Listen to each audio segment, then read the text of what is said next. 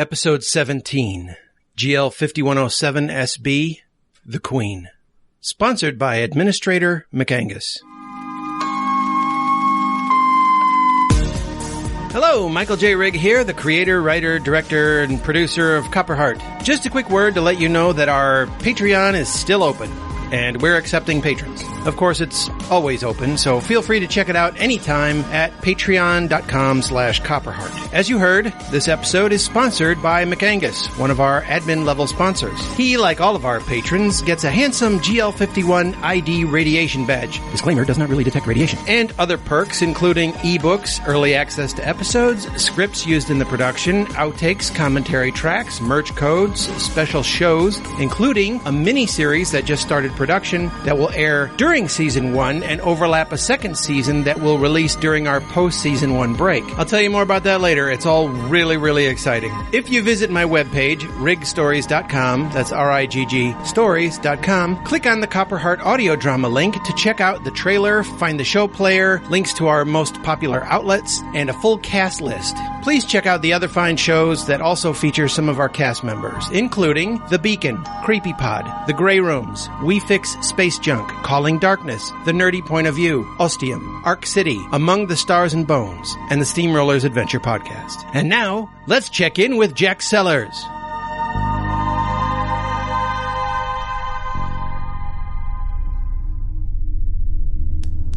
This program contains mature language and situations. Please see our show notes for an advisory specific to this episode.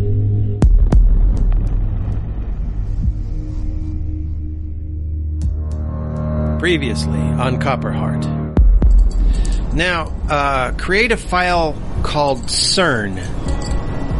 And into that one, copy everything you could find about the things Dr. CERN is reporting. The disassociation from life cases, the memory losses, the weird shit, like the guy forgetting his job. It is not so much me sharing with him. It is the Colonel extracting my files each week, following your reports. Shall we resume, Jack? I am curious to find out what happens with the Archimedes project, now that Dr. Elizabeth Carr has relieved Dr. Ashley Albee from duty. And now the continuation of Copperheart.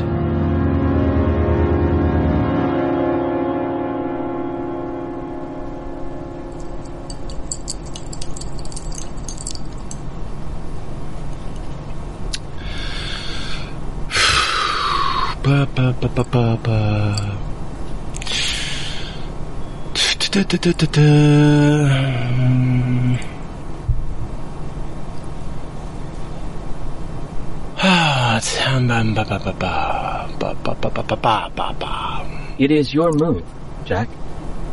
We are already late starting today's document. Shh.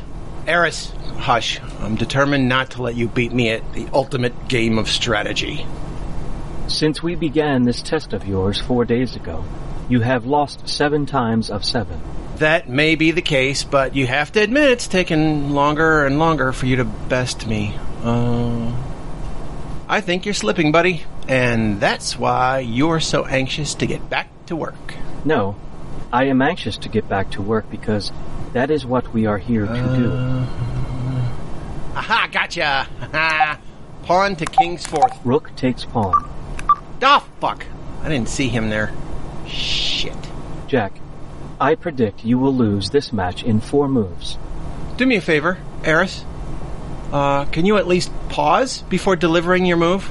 Make it at least seem like you have to think about it at, I don't know, human speed? Human affection subroutine loaded. Good. Good.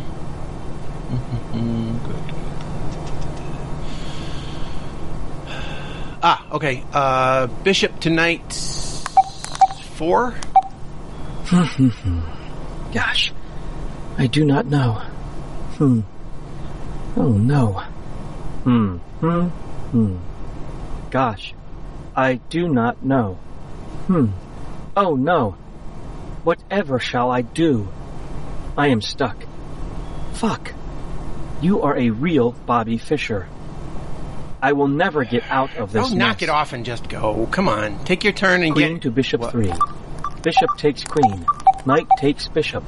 Mate.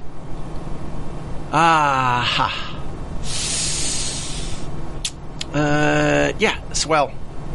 There's only one problem, buddy. What is that? You took my turn. Really, Jack? Are you telling me you would not have taken my queen when presented with the opportunity? Oh, shit. Whatever. Rematch. Jack, we have a lot of work to do. And don't forget, Lieutenant Colonel Hayden is calling sooner than expected today.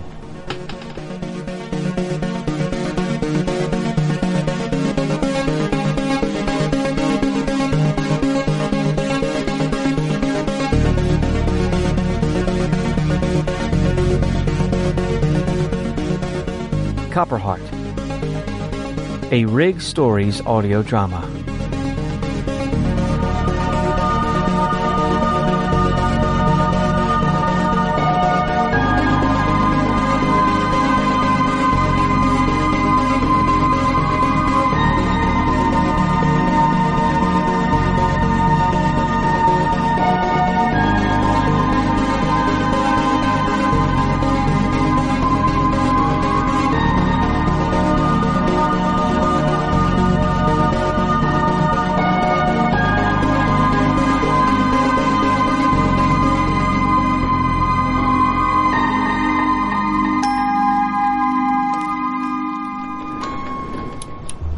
Coffee, Jack?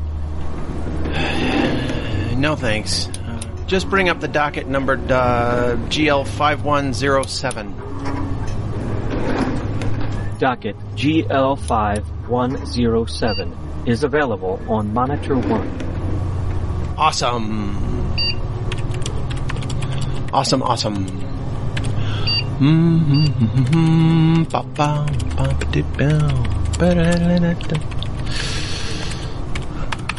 Okay, so now we have just about everyone in the senior council locked up and or fired as Baxter takes over, right? Correct. All right. Eris, I want you to build on the Penarski file we started a while ago. In addition to whatever Dr. CERN files you could snag me, I want you to make a folder for Dr. Ashley Albee. Done. May I ask what details are to populate this particular folder? What do you mean? It's not obvious? Call up GL5107, time index 111123. Ah, I understand. Dr. Albee does not believe Ellen Rhoda is the elected director.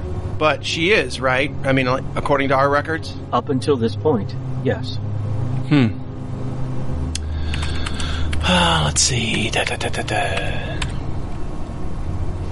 Okay, I just made a notation. From this point, tag Rhoda as Director/AD. Got it? Got it. Now let's take a look at what happened in the Archimedes lab. Ogilvy is trying to talk to his invisible friend. Carr shoves him off. Then Carr is... Is what, Jack? Is what, Jack? I'm prompting you to tell me what happened to Carr. Unknown. However, my analysis of the sounds emanating from the laboratory at the time of her disappearance, probable death, is... Whoa. Probable? What's probable about it? I do not know, Jack. This was a notation by Lieutenant Colonel Hayden.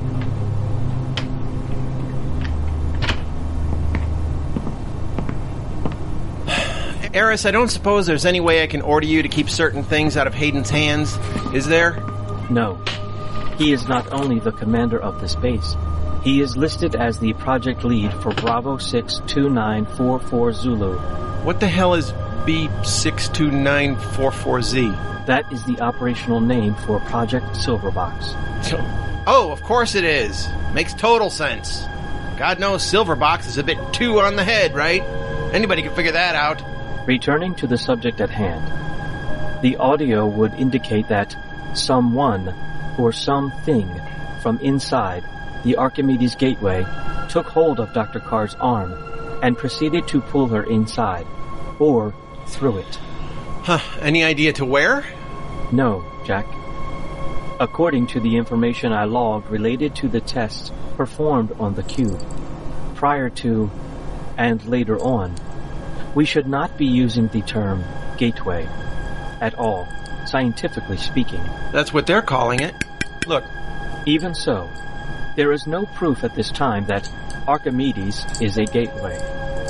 Perhaps Dr. Carr's atoms were spread over its surface, and we have no direct proof that there actually is a voice coming from Archimedes.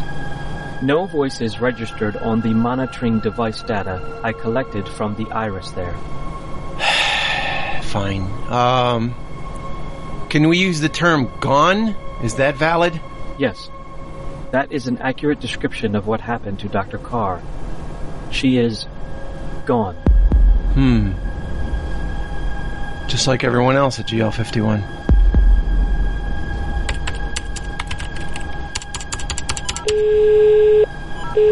Jack, Lieutenant Colonel Hayden is calling. Yay! Let the fun begin. Jack, good morning. Good morning, Colonel. All right, let me hear what you got. Transmitting now. And now I've got the oral report to follow. Sir, I've started collecting data on these mental aberrations. We have Chief Dennis Penarski with blocks of memory from his childhood erased, and now we have Dr. Albee believing someone else besides Rhoda is the elected director. Curious, isn't it, Jack? To say the least. I was wondering... I suggest you keep those files within arm's reach, Jack. Now, have you gone through the audio of Dunn talking to himself in Major Baxter's jail cell yet? I have that filed with the dead spots from Dunn's recovery and intensive care, and that bar where the bartender believed he was talking to someone, and another file Did where there Aris was... pick up anything from those files? Aris? No. No, sir. Nothing from any of those dead spots. Then you listen to them. Sir? But if Aris couldn't pick up... Aris isn't human. Use the manual mixer built into the console. Requisition some noise-canceling headphones from the quartermaster. There's definitely something there, Jack, and I want to know what it is. That is to be your concentration for the next 2 weeks. Do I make myself clear? Yes, sir. Clear as the sky just prior to September 11th, 1997 at 1514 hours, sir. Good. I want to see more headway on Silverbox by your next report, and I don't care how you get it. I want to know who these people think they're talking to. Yes, Colonel. I'll do... Did he... Disconnect? Yes. Would you like me to requisition those headphones for you, Jack? No need, buddy. I have my own.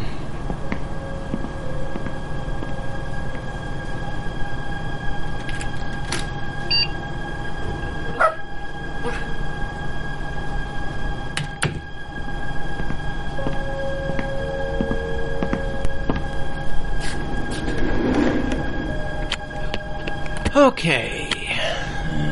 Let's just ignore the fact that a man with broken legs, an arm, and ribs got up and walked around a jail cell and listen to some static, shall we? Input action, Jack? Give me... this timestamp on Gulf Lima 5107, please. Cued. Play it.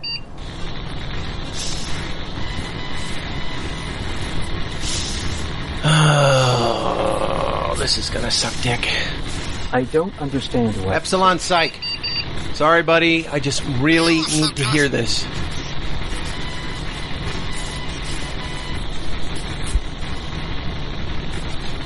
Aris, is there anything in Iris's monitors that would help here? Did she have anything that measured vibration in the air or anything that would help? Anything at all? Anything at all? Aris? Oh, sorry. Epsilon Psych. Jack, I think you should know something about this stage of Project Silverbox. Yeah, what's that? The internal reactive information system at GL51 is gone. The Iris was taken offline? Why would they do that? Oh, is that how Baxter arrests an AI? No, Jack. The iris is gone. Who are you? What are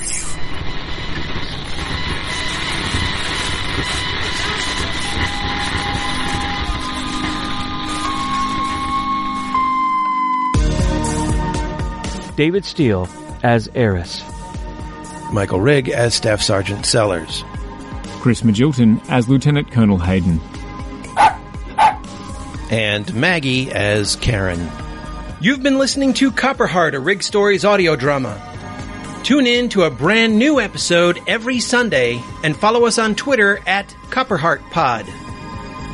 The theme and additional music for the show comes courtesy Astral Fogg. That's Fogg with 2 G's. Find Astral Fogg on iTunes. Tune in next week to find out what happened to Dr. Carr, then come back in 2 weeks to see if Jack finally beat Eris at chess. Have a great week.